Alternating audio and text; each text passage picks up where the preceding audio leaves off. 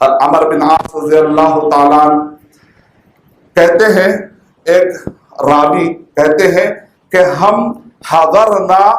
عمر بن العاص رضی اللہ تعالیٰ فی سیاقۃ الموت، ہم عمر بن عاص رضی اللہ تعالیٰ عنہ کے پاس گئے، اس وقت پر وہ موت کے بالکل قریب تھے، فبکا طویلا، عمر بن عاص رضی اللہ تعالیٰ عنہ کو نے مصر فتح کر کے دیے مسلمانوں کو، اللہ اکبر، مصر، وہ اس زمانے کا مصر مطلب آج کا سوڈان اور یہ آج کا تونیشیا، یہ لیبیا، یہ ویسٹرن سہارا، یہ جو پوری پٹی میں جا کے آخری میں اسپین تک گھس گئے مسلمان، فرانس تک گھس گئے، یہ پوری پٹی کو راستہ بنا کر دینے والے کون ہیں؟ عمر بن عاص رضی اللہ تعالیٰ،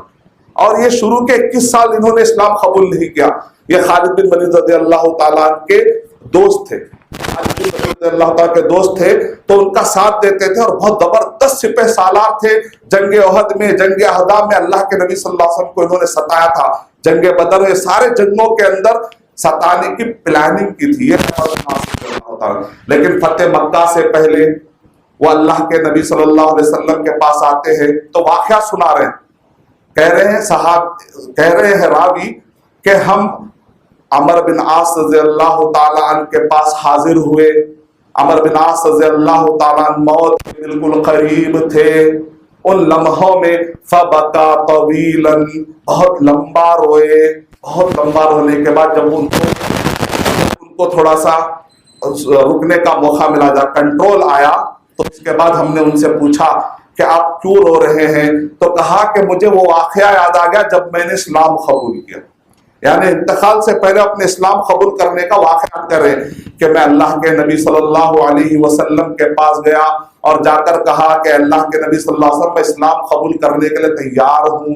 اللہ کے نبی صلی اللہ علیہ وسلم خوشی سے کہے چلو بیعت کرو، چلو اسلام قبول کرو۔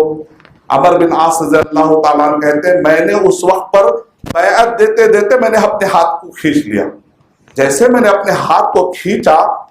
تو اللہ کے نبی صلی اللہ علیہ وسلم نے مجھ سے پوچھا ما لک یا عمر، اے عمر کیا ہوا، ابھی بھی تردد ہے کیا، ابھی بھی آگے نہیں بڑھو گے کیا؟ تو کہا کہ نہیں، مجھے ایک شرط، پہلے میں آپ سے ایک شرط لینا چاہتا ہوں، میں ایک شرط باندھنا چاہتا ہوں کلمہ پڑھنے سے پوچھے پہلے۔ تو اللہ کے نبی صلی اللہ علیہ وسلم نے کہا کہ تم کیا شرط باندھنا چاہتے ہو؟ تو کہا میں کلمہ پڑھوں گا اس شرط پہ کہ میری مغفرت ہو جائے۔ کیا میری مغفرت ہوگی یا نہیں ہوگی؟ یعنی 21 سال اللہ کے نبی صلی اللہ علیہ وسلم اور صحابہ کو ستائے تو ان پہ غم تھا کہ میں آج مجھے توفیق تو مل رہی ہے کلمہ پڑھنے کی، لیکن کیا مجھے مغفرت ملے گی یا نہیں ملے گی؟ تو اللہ کے نبی صلی اللہ علیہ وسلم نے کہا اے عمر بن عاص کیا باتیں کر رہے ہو، کیا تم کو معلوم نہیں الاسلام یہدم ما کان قبلہ، اسلام گزرے ہوئے سارے گناہوں کو دھو دیتا ہے، جب آدمی کلمہ پڑھتا ہے تو اس کے سارے گناہ دھل جاتے ہیں، والحج یہدم ما کان قبلہ، اور حج کرنے سے آدمی کے گزرے ہوئے سارے عمل، سارے جتنے بھی گناہ ہوتے ہیں وہ سب اللہ سبحانہ وتعالیٰ معاف کر دیتے ہیں۔ جیسے ہی یہ فضیلت سنتے ہیں وہ کہتے ہیں لا الہ الا اللہ محمد رسول اللہ، یعنی کتنی عظیم حدیث ہے جو انہوں نے روایت کی اور انتقال سے پہلے بتائی۔ یہ حدیث سننے کے بعد